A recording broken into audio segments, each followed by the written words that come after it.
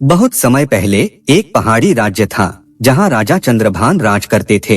उनकी एक ही बेटी थी, राजकुमारी सुलोचना, जो अपनी विनम्रता और अद्भुत सुंदरता के लिए जानी जाती थी।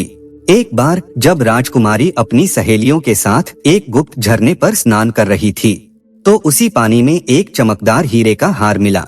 वह हार इतना सुंदर था कि राजकुमारी ने उसे उठा लिया और पहन लिया। लेकिन उस हार में एक रहस्य छिपा था।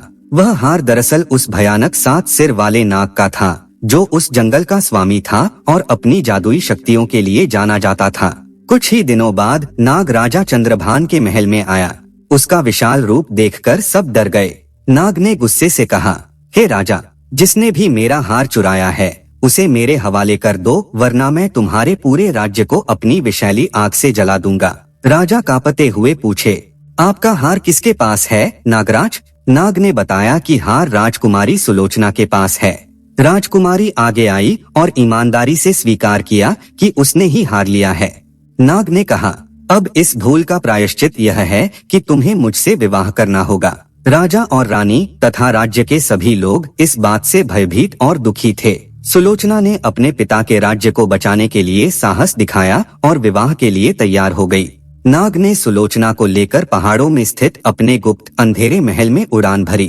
वहां पहुंचकर नाग ने अपना 7 सिर वाला भयानक रूप त्याग दिया और एक अत्यंत सुंदर तेजस्वी राजकुमार के रूप में बदल गया। उसका नाम था नागराज। नागराज ने सुलोचना से कहा, मैं वास्तव में एक राजकुमार हूँ जिसे एक दुष्ट जादूगरनी ने श्राप दिया है। मैं रात में ही अपने असली रूप में आ पाता हूँ, लेकिन दिन के उजाले में फिर से नाग बन जाता हूँ। यह श्राप तभी टूटेगा जब तुम 7 साल तक मेरे इस रहस्य को पूरी तरह छिपा कर रखोगी और 7वें साल अमावस्या की रात को मेरे नाग रूप को गर्म दूध से स्नान कराओगी। राजकुमारी सुलोचना ने अपने पति पर विश्वास किया और वादा किया कि वह यह रहस्य किसी को नहीं बताएगी। महल में वे दोनों खुश थे, लेकिन दिन के समय जब नागराज 7 सिरों वाला नाग बन जाता था तो सुलोचना को बहुत डर लगता था। वह 7 साल तक अपनी सारी इच्छाओं और सवालों को अपने अंदर दबाकर रखती रही। 6 साल बीत गए। श्राप टूटने का अंतिम 7वां साल शुरू हो चुका था।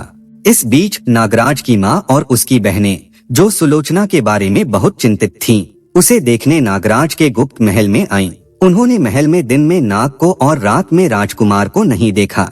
उन्होंने देखा कि महल में सब कुछ रहस्यमय है और सुलोचना दिन भर दुखी रहती है। एक दिन नागराज की माँ ने सुलोचना से जोर देकर पूछा, तुम किस रहस्य को छिपा रही हो?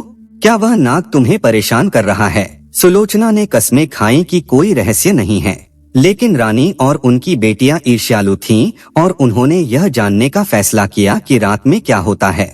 7वें साल की शुरुआत में अमावस्या से ठीक 1 सप्ताह पहले रानी और उनकी बेटियों ने कमरे की दीवार में एक छोटा सा छेद बना दिया और रात में झांका।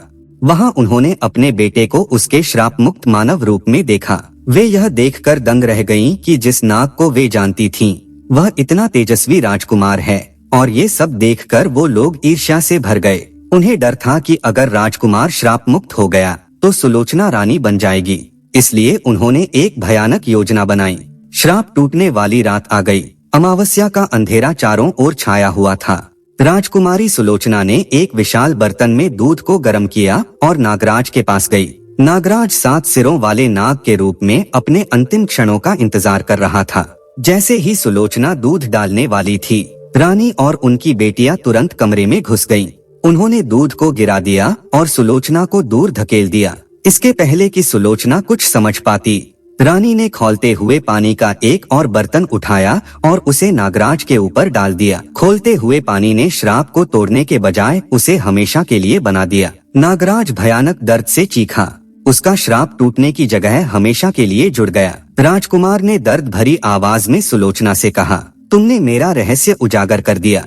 अब मेरा श्राप कभी नहीं टूट सकता। मैं 7 टुकड़ों में टूटकर इस दुनिया में भटकता रहूंगा। नागराज का शरीर 7 टुकड़ों में बट गया और वे 7 टुकड़े 7 अलग अलग दिशाओं में भयानक तूफान के साथ उड़ गए। सुलोचना रोती रही, क्योंकि वह जानती थी कि यह उसकी जिम्मेदारियों को ठीक से न निभा पाने का नतीजा था। अपने पति के श्राप और शरीर के 7 टुकड़ों में टूटने के बाद राजकुमारी सुलोचना ने अपने अटूट प्रेम और साहस के बल पर उस भयानक खोज पर निकल पड़ी।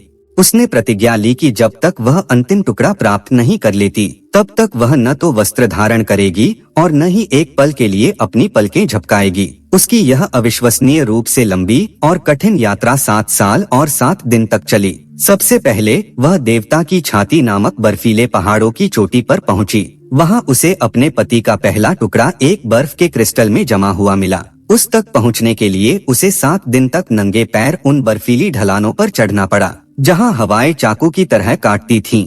चोटी पर पहुंचने के बाद उसने वहीं तपस्या शुरू की। 7 रातों तक उसी बर्फ के पास बैठी रही और केवल अपनी सांस की गर्मी से उस क्रिस्टल को पिघलाती रही। 7वीं रात को राजकुमार का टुकड़ा पिघलकर उसके हाथों में आ गया। इसके बाद वह अग्निवन नामक एक श्रापित जंगल में पहुंची जो हमेशा आग की लपटों से घिरा रहता था। यहाँ उसे दूसरा टुकड़ा एक लटकती हुई राख की माला में फंसा मिला। उसने 7 दिन तक आग की लपटों के बीच से गुजरने का भयानक कष्ट सहा, लेकिन उसके प्रेम ने उसे जलने नहीं दिया। जंगल के केंद्र में पहुंचकर उसने 7 दिन तक बिना पानी पिए खड़े रहने की कठिन तपस्या की।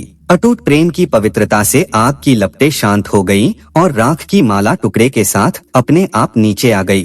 तीसरा टुकड़ा एक बहुत बड़े रेगिस्तान में था। यह टुकड़ा एक ऊंचे रेत के टीले के नीचे दबा हुआ था। वहां सुलोचना को गर्म हवा के शोर के बीच अपने पति की दबी हुई आवाज सुनाई दी। वह तुरंत उसे बचाने के लिए जुट गई। उसने वहां गड्ढा खोदना शुरू किया और यह काम उसने 7 दिन और 7 रात तक बिना सोए और पानी की एक भी बूंद पिए बिना किया। जब उसने गड्ढा पूरा किया और टुकड़ा उसके हाथ आया, तब तक वह सूरज की तेज गर्मी और प्यास से लगभग बेहोश हो चुकी थी। वह जमीन पर गिरने ही वाली थी, पर अपने पति के लिए उसका जो प्रेम था उसने उसे हिम्मत दी। उसने टुकड़े को अपने सीने से लगाया, थोड़ा आराम किया और तुरंत अगली खोज के लिए निकल पड़ी। चौथा टुकड़ा एक विशाल तूफानी नदी के सबसे गहरे तल में था। टुकड़ा एक पुरानी जंग लगी तलवार की नोक पर टिका था। नदी का बहाव इतना तेज था कि वह हर बार नीचे जाने पर ऊपर फेंक दी जाती।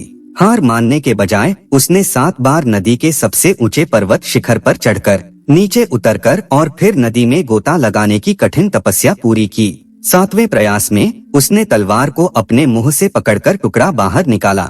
5वां टुकड़ा एक खतरनाक जगह पर था, एक दुष्ट राजा कालदंत के महल के तहखाने में, जहां अनगिनत कैदी पीड़ा सहते थे।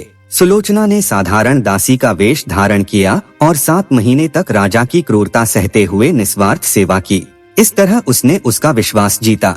एक रात जब वह राजा के तकिए के नीचे से बक्से की चाबी चुराकर टुकड़ा निकाल रही थी, राजा जाग गया। सुलोचना की सेवा और त्याग से राजा का हृदय पिघल गया और उसने उसे बिना कोई विरोध किए उस लोहे के बक्से को लेकर वहां से भागने दिया। 6ठा टुकड़ा एक प्राचीन गांव के सबसे गहरे कुएं में था। यह टुकड़ा सुनहरी शैवाल से लिपटा हुआ था और उसकी रखवाली जंगल की आत्माएं करती थीं, जो केवल 7 रातों तक लगातार रोने से ही खुश होती थीं। सुलोचना ने कुएं के किनारे पर बैठकर अपने पति के अलग होने का दर्द याद करते हुए 7 रातों तक बिना रुके रोना शुरू किया। 7वें दिन आत्माएं उसके अटूट प्रेम से पिघल गईं और उन्होंने टुकड़े को कुएं से बाहर निकालकर उसे दे दिया। अंतिम और 7वां टुकड़ा एक पवित्र साधु की गुफा में था। यह टुकड़ा साधु की जटाओं में समाया हुआ था। साधु ने कहा कि वह टुकड़ा तभी देगा जब सुलोचना 7 साल तक मौन रहकर उसकी सेवा करेगी। सुलोचना ने 7 साल तक बिना एक शब्द कहे अपने हृदय में प्रेम की अग्नि जलाए रखी और साधु की सेवा की। 7 साल बाद साधु उसकी सेवा और धैर्य से प्रसन्न हुए। उन्होंने सुलोचना को अंतिम टुकड़ा दिया और उसे वह अंतिम मंत्र बताया जो सभी टुकड़ों को एक साथ जोड़कर श्राप को हमेशा के लिए तोड़ सकता था। सुलोचना ने पश्चिम की ओर जाकर लाल बादलों के बीच स्थित महल में पहुंची। वहां जाकर उसने अपने पति की मुक्ति और दुनिया के लोगों की भलाई के लिए गहरी प्रार्थना की।